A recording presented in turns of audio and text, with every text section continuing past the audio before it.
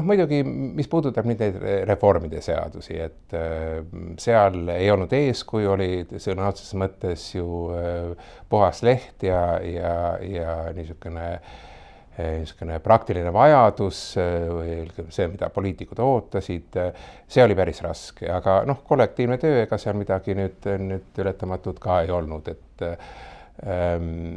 selle kogu aeg see hirm tõesti, et midagi väga valesti ei lähe.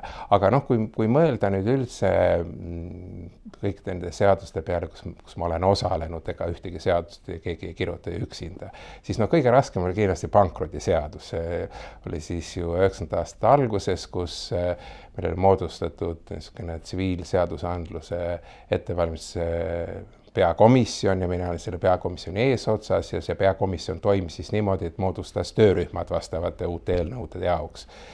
Ja siis töörühmades valmistati need eelnõud ja peakomisjon siis oli nagu ekspertkomisjonina siis arutas seda läbi.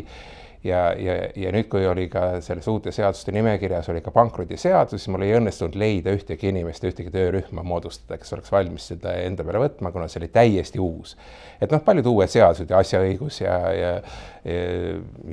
kõik need tsiviilseadustiku osad ja äriseadustik, need olid ka uued, aga mitte täiesti tundmatud. Seal oli ikka mingi algne teadmine ja ka juba vanast tsiviilkoodeksist tulenevad niisugused kogemustelt olemas, aga pankrotiõigus oli absoluutselt tundmatu maa.